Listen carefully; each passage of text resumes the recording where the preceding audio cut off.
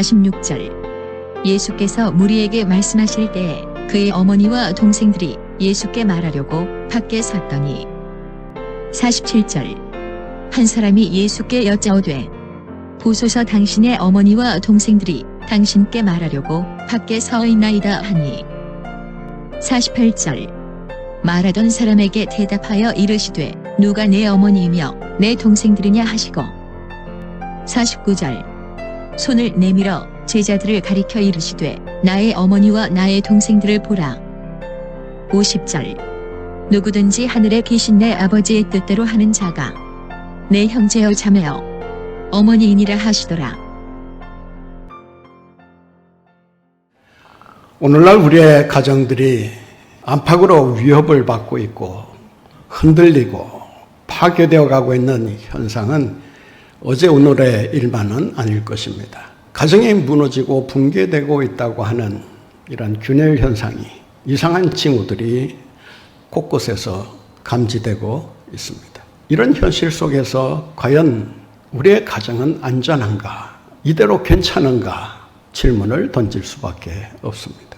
여러분의 가정은 안전하십니까? 이대로 가도 괜찮다고 생각이 드십니까? 아니면 이대로는 곤란한데, 이대로는 힘들 텐데, 이대로는 뭔가 결과가 안 좋을 텐데 라는 생각을 하면서 다른 대안이 없다 보니 그냥 끌려가고 있는 것은 아니냐라고 하는 것입니다. 룬트버그라고 하는 사람이 쓴 다가올 세계 변혁이라는 책에서 기존에 우리가 보고 경험하고 있는 기존의 가족 제도가 없어질지도 모른다라는 예측을 내놓고 있습니다. 미래학자인 카런 멀런이도 2040년이 되면 우리가 익숙해 있는 가족 제도가 사라지게 될 것이다 라고 경고하고 있습니다. 무슨 근거에 의해서인지는 정확히 알 수 없습니다만은 2040년이 그 고비가 될 것이다 라고 말하고 있습니다. 오늘날의 가정이 지금 이 상태대로 계속 가게 되면 결국 그런 꼴이 날 수밖에 없다라고 하는 결론을 내놓고 있는 것입니다. 이제는 교회가 가정 이후의 가정을 생각하고 그 대안을 준비해야 할 시점에 와 있다고 할 수 있습니다. 이제는 핵 가족화 시대를 넘어서서 포스트 뉴클리어 패밀리라고 하는 후기 핵 가족화 시대로 넘어가고 있다라고 하는 것입니다. 다시 말해서 가정 이후의 가정을 생각하지 않을 수 없는 절박한 상황에 우리가 직면해 있다라고 하는 것입니다. 여러분들은 그 심각성을 얼마나 강하게 느끼고 계십니까? 지금 이대로 가도 뭐 별 문제가 없을 것이다 라고 아무런 의심 없이 가정을 바라보시는 분들도 없지 않아 있을 것입니다. 그러나 미래학자들이나 전문가들의 말을 종합해 보면 우리가 정상이라고 생각하고 있었던, 하나의 정형이라고 확신하고 있었던 가족 제도와 형태들이 무참히 무너지게 된다라고 하는 것입니다. 그렇다면 기존의 가족 제도가 붕괴되고 나서 그 다음 나타날 가족 제도란 무엇이냐? 21세기 가정은 어디로 가야 되느냐? 어디로 가야만 하느냐라고 하는 이 질문을 우리가 소홀히 여겨서는 안 된다라고 하는 것입니다. 가정의 붕괴라고 하는 것이 가족 이후의 시대가 점점 확산되고 있는 이러한 시점에서 우리의 가정을 다시 한번 돌아볼 필요가 있다는 것입니다. 더 나아가서 예수님께서 생각하고 계셨던, 그리고 꿈꾸고 계셨던, 세우려고 하셨던 그 가정이란 어떤 가정인가? 예수님이 마음에 품고 계셨던 그 가족제도, 이상적인 가족제도, 정말 행복한 그 가족이라고 하는 것은 어떤 가족일까? 오늘날 우리의 가정을 위협하는 그러한 방해 요인들이 무엇인가를 좀 살펴볼 필요가 있습니다. 첫째는 개인주의라고 할 수 있습니다. 개인주의는 이기주의와는 다른 용어입니다. 이기주의는 자기 욕심만을 추구하면서 자기의 유익만을 챙기려고 하는 삶을 가리킨다면, 개인주의라고 하는 것은 개인의 권리와 가치를 존중하고 그 개인의 삶을 극대화하려는 그런 차원에서 진행되는 것이 개인주의라고 할 수 있습니다. 예전에는 가족이 가정보다 개인보다 위에 있었습니다. 가족을 개인보다 우선시 했었다라고 하는 것입니다. 가족의 가치를 개인의 가치보다 앞세웠고 또 그러한 가치를 실현하기 위해서 모두가 공동의 노력을 기울였다라고 할 수 있습니다. 따라서 가족을 살리기 위해서 개인의 희생은 불가피하다고 보았고 그러한 희생을 통해서 무너진 가정을 다시 회복하고 세울 수 있다라고 사람들은 생각했습니다.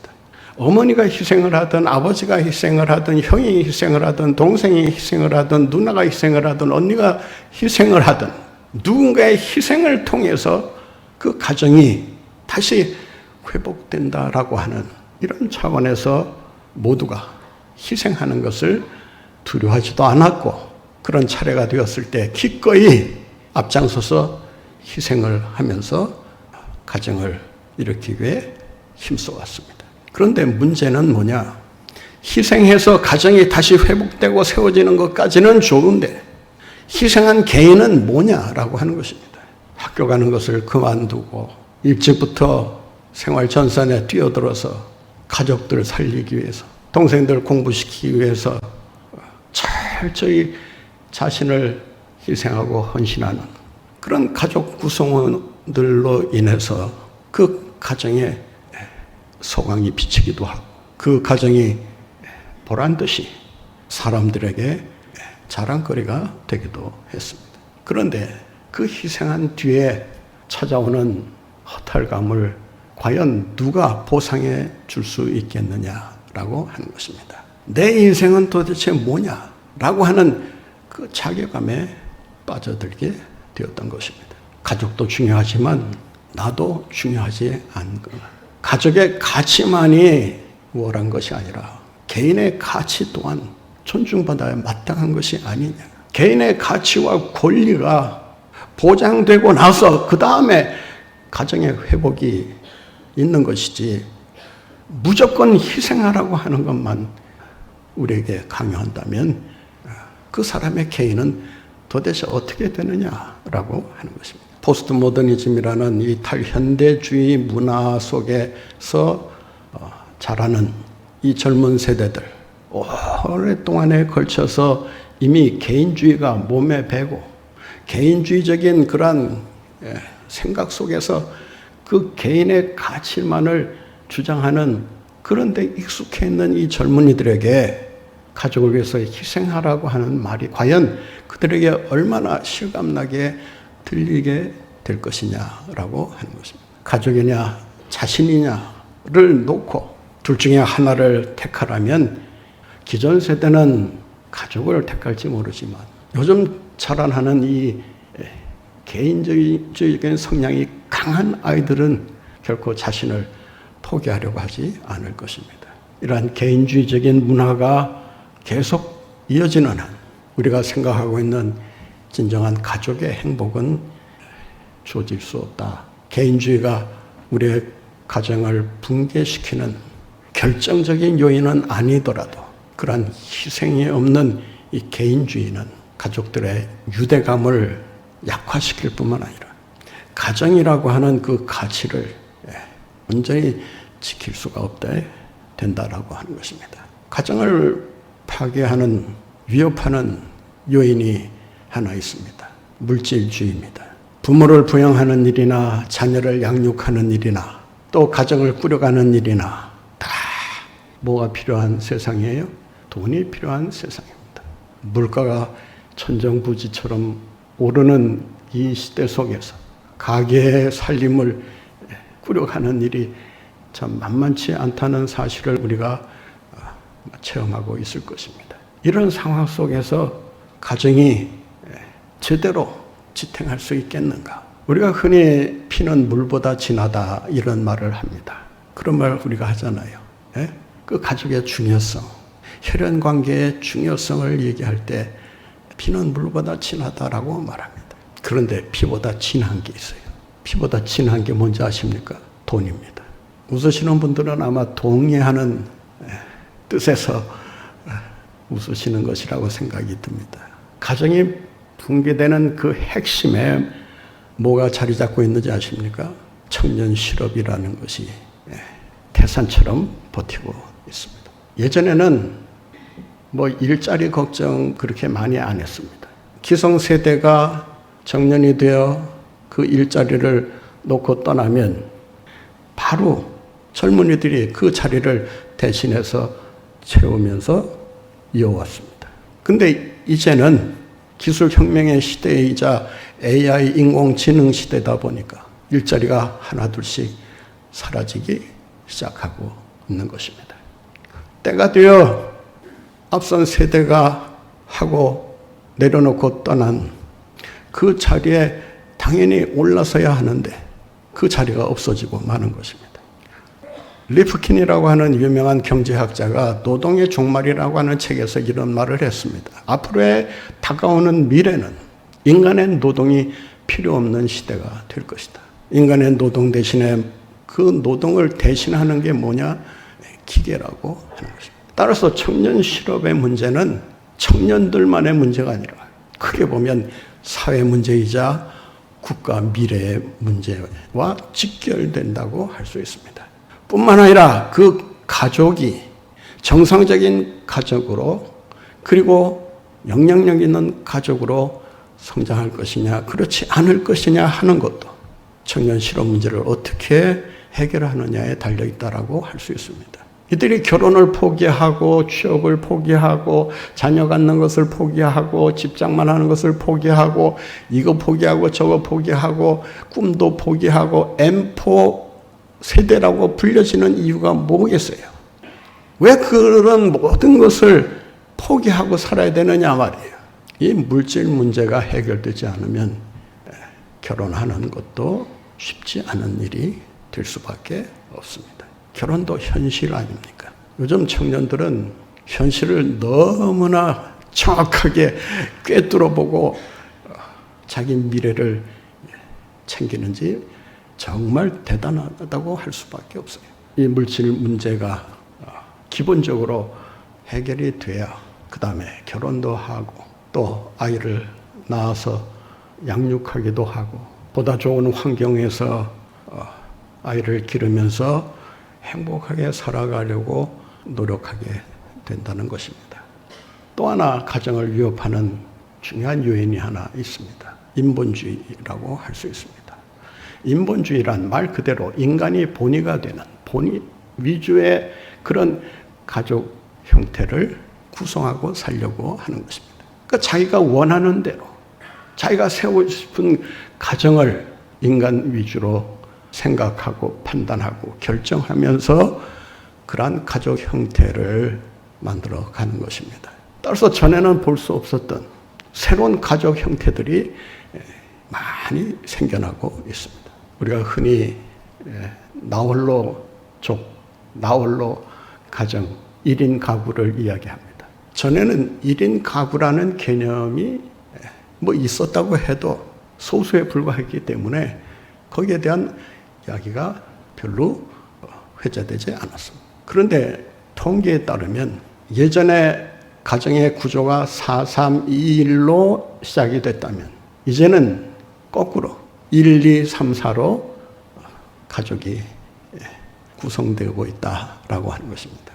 4-3-1-2라고 하는 것, 2-1이라고 하는 이 순서는 4인 가족, 3인 가족, 2인 가족, 1인 가족을 얘기합니다.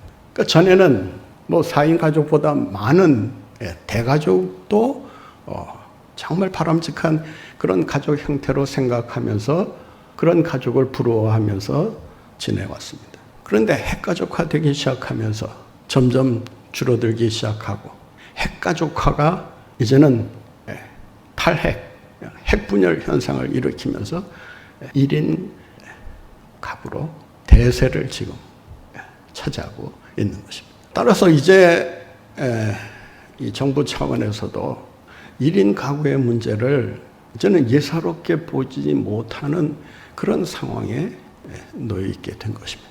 이제는 교회에서도요, 예전처럼 이런 가정이 이상적인 가정이고 행복한 가정이고 정말 성공적인 가정입니다라고 저는 함부로 말하기가 어려운 그런 시점에 놓여 있다는 것입니다.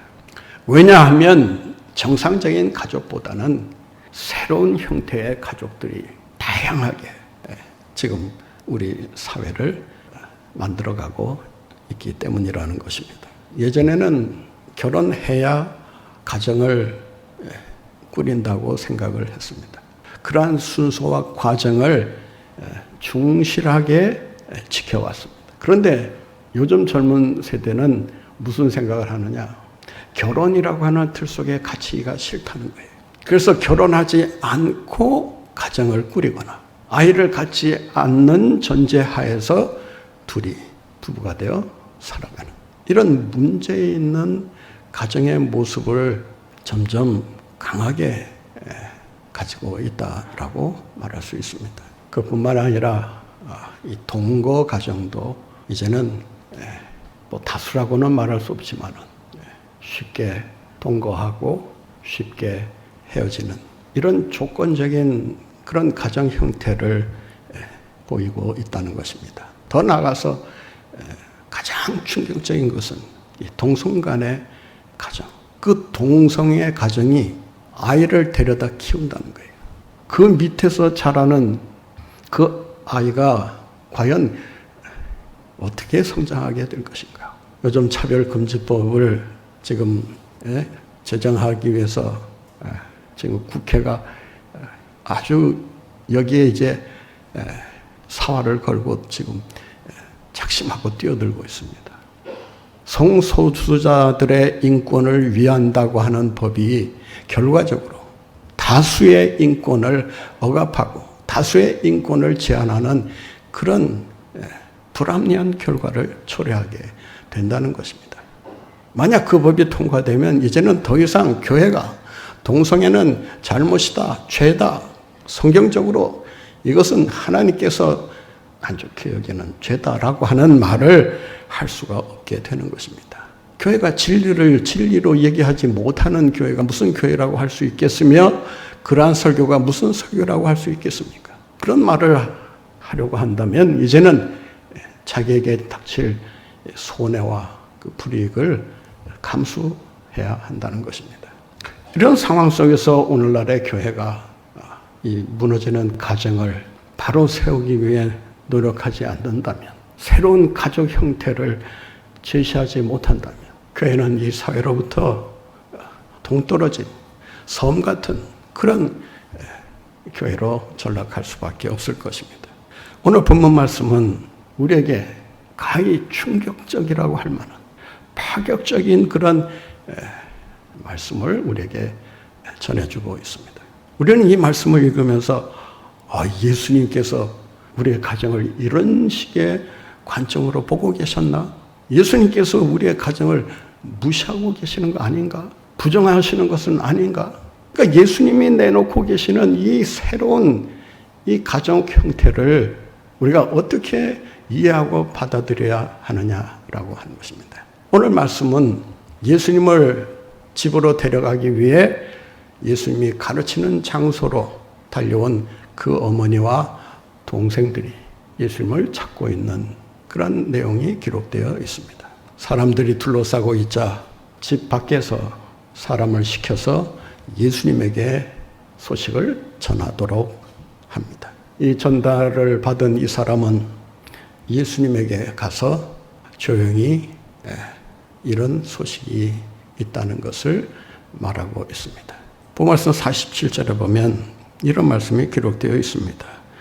본말씀을 한번 다시 보겠습니다. 한 사람이 예수께 여짜오되 보소서 당신의 어머니와 동생들이 당신께 말하려고 밖에서 있나이다. 그러니까 밖에 서 있습니다라고 예수님에게 어머니와 동생이 와 있다는 소식을 알려줍니다. 그런데 예수님께서 이 전가를 받고 이런 반응을 보이십니다. 48절 말씀 보세요. 함께 읽겠습니다. 말하던 사람에게 대답하여 이르시되 누가 내 어머니이며 내 동생들이냐 하시고, 누가 내 어머니고 누가 내 동생이냐. 이 원문에 보면 어머니라고 하는 말 앞에 관사가 있고 동생들이라는 말 앞에 관사가 있습니다. 따라서 그 관사를 살려서 번역하면 이렇게 됩니다. 당신의 그 어머니와 당신의 그 동생들이 지금 당신을 찾고 있습니다. 여기에 대해서 예수님도 똑같이 반응하십니다. 누가 나의 그 어머니며 나의 그 동생이냐. 관사를 살리느냐 살리지 않느냐 별로 중요하지 않은 것처럼 보이지만 이 관사를 살려야 하는 이유가 뭐냐 하면 지금 찾아와서 당신을 기다리고 있는 어머니와 동생이 당신 바로 어머니고 당신의 바로 그 동생이다. 당신과 가장 가까운 관계요 밀접한 관계라고 하는 사실을 이 관사를 통해서 강조하고 있는 것입니다. 여기에 대해서 예수님은 누가 내 어머니고 누가 내 동생이냐라고 반문하시면서 새로운 가족 형태를 제시하고 계십니다. 로마서 50절에 보면 이런 말씀이 있습니다. 누구든지 하늘에 계신 내 아버지의 뜻대로 하는 자가 내 형제요 자매요 어머니이니라. 49절에 보면 손을 내밀어 제자들을 가리켜 이르시되 나의 어머니와 나의 동생들을 보라. 예수님의 말씀을 듣기 위해 앉아있는 그 청중들을 가리켜서 나의 어머니와 나의 동생들을 보라고 말씀하고 있습니다. 여러분 어떻게 생각하십니까? 예수님께서 생각하고 계셨던 가정은 도대체 어떤 가정이었을까? 의문이 들지 않겠습니까? 여러분이 한번 이 입장을 바꿔놓고 한번 생각해 보세요. 여러분의 어머니와 동생들이 여러분을 만나려고 먼 길을 마다하지 않고 왔는데 그 어머니와 동생들이 왔다는 소식을 듣고 하는 말이 누가 내 어머니고 누가 내 동생이냐? 만약 이런 식으로 대한다면 그 어머니와 그 동생들은 과연 예수님을 어떻게 생각했을까요? 여기에서 우리는 아주 중요한 사실을 발견하게 됩니다. 예수님께서 생각하고 계셨던 그 새로운 가족 개념은 뭐냐? 그것은 인간 중심의 가정이 아니라 하나님 아버지가 중심이 되는 가정이라고 하는 것입니다. 우리의 가정이 부모 중심이 되거나 아니면 아이들 중심으로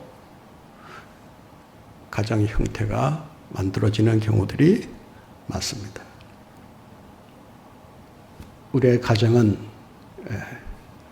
하나님이 중심이 되는 가정이 될 때 그 가정이 안전하고 그 가정이 행복할 수 있는 것입니다. 사람의 돌봄과 사람의 관심 그리고 배려, 인간적인 사랑은 한계가 있습니다. 하나님이 세우시는 가정,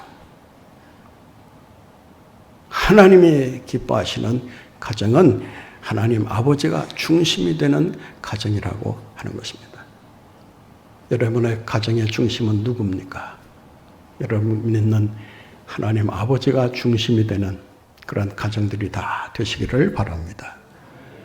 예수님께서 생각하셨던 새로운 가족 개념은 뭐냐? 배타적인 가족이 아니라 포괄적인 가족이 되어야 한다라고 하는 것입니다. 배타적인 가족이라고 하는 것은 내 가족, 내 자식, 내 부모, 내 친척, 자신이 생각하고 있는 가족, 가정이라고 하는 그 울타리 안에 자기가 가족이라고 생각하는 사람들은 지극히 혈연 관계에 따르는 가족들을 가족이라고 생각하는 것입니다.